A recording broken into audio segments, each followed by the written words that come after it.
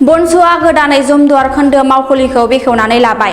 बनसुआ गावसोरनि आफादनि मावथि एबा सोद्रोमाफोरखौ जिरायनो थांखिजों गोदानै जुमदुवार खोन्दो मावखुलिखौ बेखेवनानै लायो।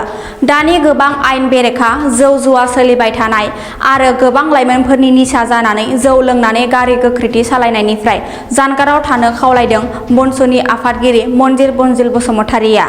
जुदि जोंनि लाइमोनफोरा अहंकारि फेग्रा मुवा जानानै गारिफोरखौ जानला मोनला गोख्रैथि सालायलाबायो बनसुआ होबथानायनि राहा हाबाफारि लागोन होननानै फोरमायो खौरां बिजोङाव। Preview.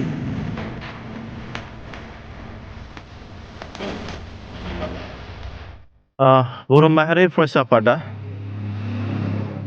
दिनै 29 डिसेम्बरावहाय नैबे जोंनि सराइबिल हालामाव जे जोंनि जुमदुवार आनसलिक कमिटि एबा खोन्दो बे कमिटिनि जि अफिस बे अफिसखौ बेखेवनाय जाबाय। बेजों लोगोसे जोंनिनो मानगोनां सेन्ट्रेलनि जोंनि दैदेनगिरि आरो डिस्ट्रिक्टनि दैदेनगिरि आरो जुमदुवार खोन्दो एबा आनसलिक कमिटिनि दैदेनगिरि बिथांमोनहा बाहागो लानानै दिनै नैबे अफिसखौ बेखेवनाय जाबाय। आरो बेजों लोगोसे बर' हारिनि थामोनथा रैखाथि आरो बर'फोरनि देरसिन सिमां आलादा रायजो सोरजिनाय बड'लेण्ड सेपारेट स्टेट बेखौहाय दिनै जागायजेननो थाखाय नैबे अफिसनिफ्रायनो बे अफिसाव जिरायनानैनो गोबां सिन्था धारना खालामनो थाखाय बिथांमोना रेडि साखाफारा जानानै दङ।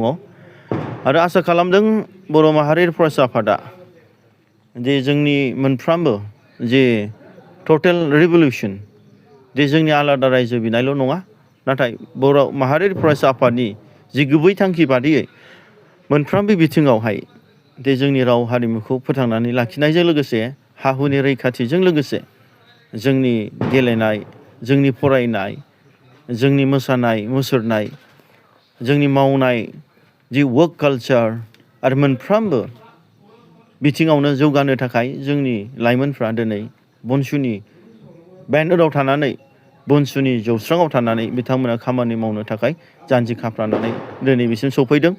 आं बिथांमोनखौ सेन्ट्रेलनि जानानै आंनि गोसो गोरबोनिफ्राय रोजा रोजा जे साबायखर बावनायजों लोगोसे आं बिथांमोनखौ आसा खालामदों दि फैबाय थानाय समाव बिथांमोनहा बर' हारिनि थाखाय गोबां खामानि मावलांगोन आरो नैबे जुमदुवार खोन्दो एबा आनसलिक कमिटिनि जाय बिग्रायारि लोगो बिथांमोनहा दिनै जाथिनि थाखाय खामानि मावलांगोन आं बेखौ आसा खालामबाय।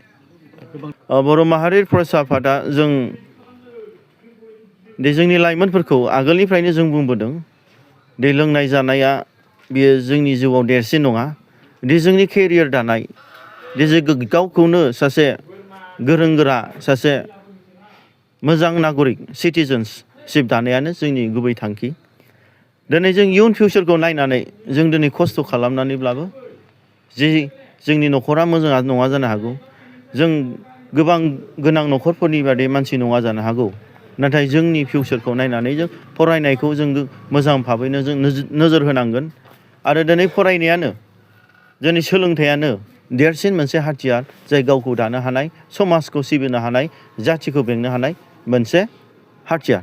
बेखायनो जोङो दि जों निउ इयार फैबाय होननानै, दि गोदान बोसोर फैबाय होननानै दि जों गोसोखौ हगारसारनांगौ बे नङा। जोङो दिनै निजे जों कन्ट्रल थायोब्लासो, जों गावखौनो होबथानो हाब्लासो दि जों अब्लासो जों मोजां मोनसे लामायाव फैगोन। जोंखौ बिमा बिफा, बिबथै बिमायं, बिदा बिनानाव, बिदा फंबायफ्रा जोंखौ नोजोर होबाय थानो हाया। जोंनि लाइफ जोंनि आखायावसो। जों बेखौ नोजोर बोनानै जों जोंनि जिउखौ दैदेननायाव जों आवगायलांनांगोन। दे जोंहा दिनै गोबां पिकनिक स्पट बोसोरफ्रामबो दिनै खुलियो, जाय बिथांमोना दायथ' लायो। बे दिनैनि सम नङा, गोबां बोसोरनि आगोलनि बेफोरबायदिया फैबाय थादों। नाथाय दे सोरबा दिनै गोबां मानसिया दिनै एक्सिडेन्ट जायो लोंनानै जानानै, दे सोरबा बादिया दिनै गोबां जाब्रबथाय जायो, सोरबाया जिउ गोमालांनाङो। दिनै बेफोरखौ नुसेयावबो जों जों सांग्रां जायाब्ला दाया खिन्थु रावनिबो नङा, बे जोंनिसो। आरो दिनै जौ जुवानिफ्राय जों साफ्रोमबो दिनै साग्रिद जानानै जों गोजानाव थानांगौ। आरो हानायखिनि जोङो दे माखासे पिकनिक स्पटफ्राव बेफोरबादि जौ जुवा जादोंब्ला बेफोरखौ जों कन्ट्रल खालामनो थाखाय बेफोरखौ जोङो दिनै दिथि होनो थाखाय जों मोनफ्रोमबो डिस्ट्रिक्ट आरो मोनफ्रोमबो आन्चलिक कमिटिनि बनसुनि दैदेनगिरि बिथांमोनखौ जों नोजोर होनो एबा दायथ' लानो थाखाय जों खावलायहरनाय थागोन आरो बेजों लोगोसे जों डिस्ट्रिक्ट एडमिनिस्ट्रेसनजों लोगोसे जाहाथे बैफोरबादि माखासे जाथावै जिनिसा जाया बेखौ जोङो कन्ट्रल खालामनो थाखाय जोङो एडमिनिस्ट्रेसन लेभेलजों जों गुवारै सावरायनायनि गेजेरजों जाहाथे निउ इयारावहाय जों माखासे खैफोदनिफ्राय बारग'यो आरो जोंनि फरायसा एबा जोंनि इयुन गथ'फ्रा जाहाथे माखासे समयसानिफ्राय जों साग्रिदाव थानो हायो जों बेखौ बनसु हिसाबै जों फैबाय थानाय समाव जों मावलांगोन